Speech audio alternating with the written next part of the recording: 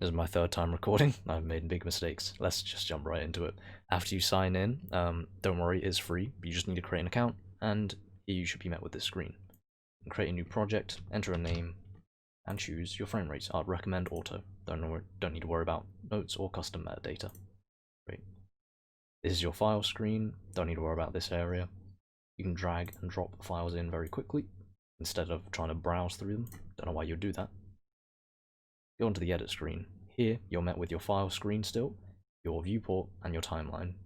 You can hold, drag that in, and there you go. And just in case some of you did it, be careful not to press that, otherwise you are selecting that, and I'll show you why later. Well, I'll show you why right now. So first off, we'll go with a simple cut. We can go along the timeline and press delete. And we have made a cut. If you had selected that, that would ask you to delete the clip, which you don't want, probably.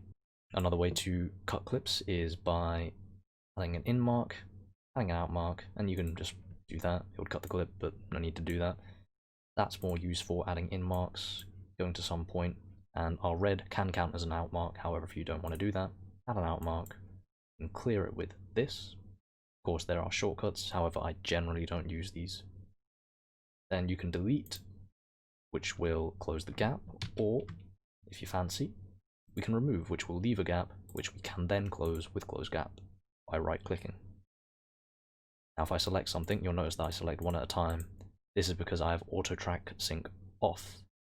What that simply means is if I move something, then the rest isn't moved. And as you can see, the video editor kindly tells me that this is off by 7,993 frames. Right now we cannot see the audio waves. That is currently being compiled up here. It's a 2-hour clip. So it generally doesn't take too long. If we go in between cut sections, we can see that we have certain options. If you look right next to my cursor, there is, not sure what to call them, squares, let's say that. If we go on the left side of this clip, we can extend and de-extend things. That's Control Z, and we can do the same for this side. If I was to do it in the middle, left clicking again and holding, it won't extend any clips, it will just change the distance between the two, if you know what I mean.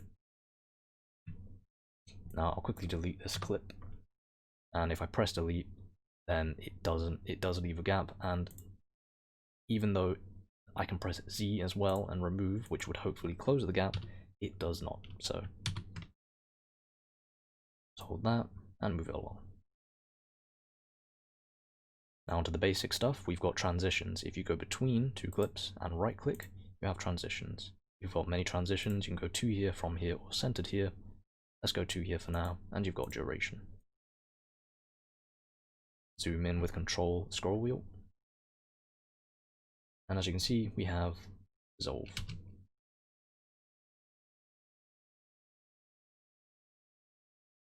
And there we go. We can do the same with crossfades for audio tracks, and that was a centered here, and our audio waves have loaded in very nicely. Now if I zoom in, you also see at the bottom, this is our easy navigation, sort of. You can shrink it, extend it, however you like. Some extra options we have in this is a cue marker. We can add it a place of interest, so let's call this funny.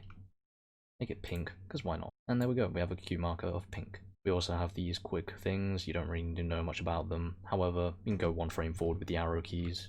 And if you go scroll wheel on this top part, you can go to certain points of interest. So cut sections or cue markers, or the end, of course.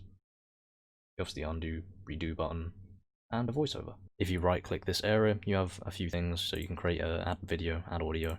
Adding a video will not overlay transparent images. I'll just say that right now. You can overlay certain videos or images to show over the entire thing. However, I wouldn't recommend doing it this way. We'll go into VFX now, and as you can see, it's changed a bit. No need to worry. This is just our VFX panel, our view, and our timeline. If we go into effects, they have a lot of effects, but I have also installed some extra plugins, which I will link down in the description. For now, we'll add a titles.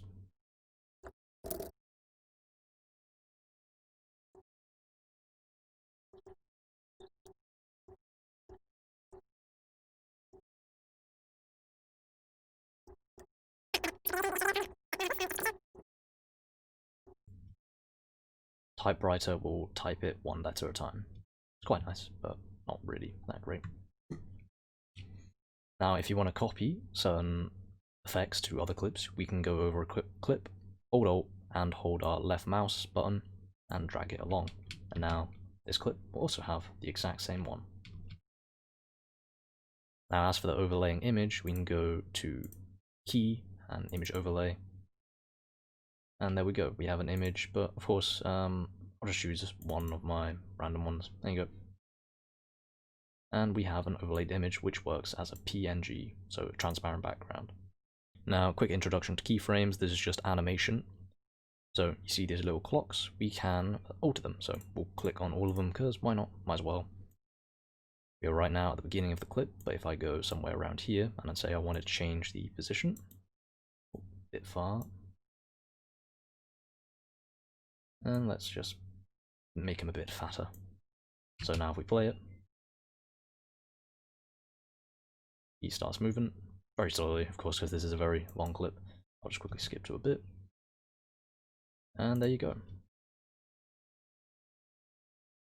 course, there are plenty of options here to choose from. I'd recommend you try them all out yourself and try out some of the plugins that I have linked. Now we'll go into audio.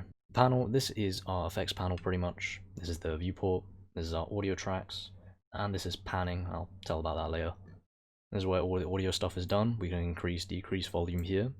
We can also click, click, click, click, click, and we can change certain areas audio. So there we go. This area is now pretty much muted, whereas these start to go in gradually out and in. There's a lot of options in here, however, I would recommend you choose Audacity anyway. Audacity is just a free audio program that's very powerful. I'm not an audio expert, so I'd recommend try these out yourselves, see how you like it. Of course, you can also do fade-ins by going in the top corners of clips and dragging it in. That has a transition, so I can't even do that there. And there you go. These are panning, so we have audio 1 and audio 2, which is A1, A2. A1 will be panned to the left, A2 will be panned to the right. Now these two are the exact same, so you'll hear them in both mics. However, if you wanted to be annoying, you could make that go to the left as well, in which case viewers would only hear it from the left ear. Overall, that's the quick guide to Lightworks. I'd recommend you try it out yourself, see how you feel. But I quite like it, it's very powerful. If you want to export, right now with the free version, you can only export with 720 max. And you can change the frame rates, ignore leading trail, black hole section or mark section. Pretty much when you cut things, there will be, say if I've cut it down to 5 minutes, even though this was a 2-hour clip, it would keep the entire 2 hours, and if you went for whole sequence, it would render the entire 2 hours. However, the 1 hour 55 minutes is black, so generally you want to do ignore leading trail black. Then give it a name, and you can start rendering it to export. And that is the quick guide.